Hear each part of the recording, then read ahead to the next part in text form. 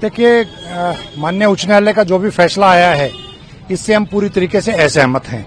हम लोगों को बड़ी उम्मीदें थी कि देश का उच्च न्यायालय दिल्ली में जिस तरीके की उस दिन आर्ग्यूमेंट्स हुई और करीब 12-13 दिन बाद ये फैसला आया है और बेल का करीब 1 वीक के बाद आया है, हम लोग इसकी को स्टडी करके और इसकी जो भी रेमेडीज होंगी उसको अवेल करेंगे।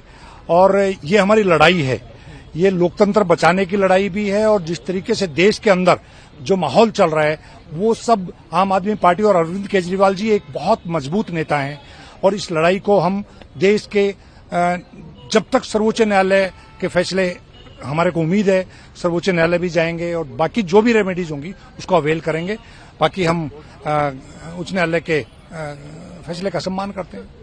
जमानत याचिका का निपटारा करते हुए हाईकोर्ट ने कहा कि applicant should approach the trial court for. ये बिल्कुल इनिशियल स्टेज पे ये आर्गुमेंट हुई थी, माननीय सर्वोच्च न्यायालय ने उसके बावजूद भी आर्गुमेंट सुनी थी। तो हम लोगों को उम्मीद ये थी कि इस आर्गुमेंट को, सीबीआई की आर्गुमेंट को उन्होंने दरकिनार करते हुए मेरिट पे सुनवाई की है और जब पूरी मेरिट पे सुनवाई के बाद अगर उच्च न्यायालय ये कमेंट्स करते हैं, मैं उस पर कुछ भी नहीं कहूंगा, लेकिन ये हमारी लड़ाई थोड़ी टफ जरूर है, लेकिन इस लड़ाई को हम पक्का जीत कर निकलेंगे क्योंकि ये सत्य की लड़ाई है। तो सर अगला लड़ाई का मोर्चा कहाँ बनाएंगे, निचली अदालत में या सुप्रीम कोर्ट? देखिए, पूरी तरीके से इसको स्टडी करके और उम्मीद ये है कि हम पहले सर्वोच्च न्यायालय जाएंगे क्योंकि इस फैसले से पूरी तरीके से सहमत है। सर कब तक फाइल कर देंगे याचिका? बहुत जल्दी आपको पता चलेगा। एक बार फिर ऑनरेबल दिल्ली हाई कोर्ट ने इस बात की पुष्टि कर दी कि शराब घोटाले में माननीय मुख्यमंत्री अरविंद केजरीवाल जी की व्यक्तिगत भूमिका रही है किकबैक्स लेने में, और इसीलिए दिल्ली हाई कोर्ट ने एक बार फिर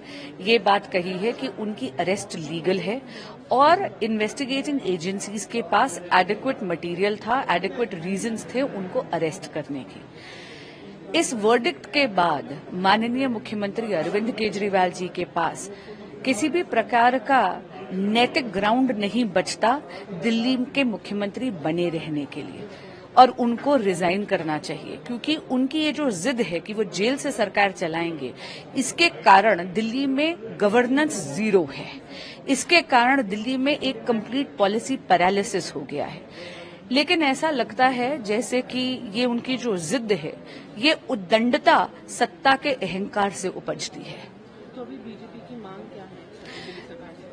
हमारी मांग ये है कि आदरणीय मुख्यमंत्री अरविंद केजरीवाल जी को नैतिकता के आधार पर रिजाइन करना चाहिए। और मैं पुनः पूछना चाहती हूं कि आपके पास 60 से ज्यादा एमएलएज हैं, क्या बात आपकी पार्टी में टैलेंट का इतना अकाल है क्या, इतना अभाव है कि आपको लगता है कि एक भी एमएलए आपका इतनी कॉम्पिटेंस नहीं रखता कि वो मुख्यमंत्री का कार्यभार संभाल सके?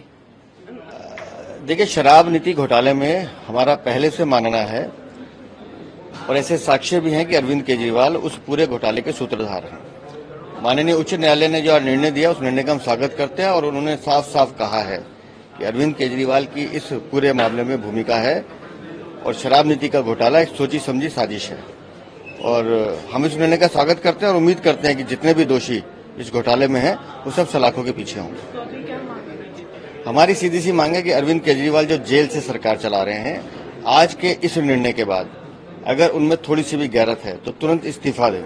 दिल्ली में प्रशासन बिल्कुल ठप है, कोई काम नहीं हो रहा है, कोई व्यक्ति जिम्मेदार, कोई मंत्री जिम्मेदारी लेने को तैयार नहीं है, सब एक दूसरे पर पत्थर मार रहे हैं और दिल्ली को इन्होंने बिल्कुल इससे छोड़ दिया है कि जैसे दिल्ली की जनता से कोई लेना देना नहीं है।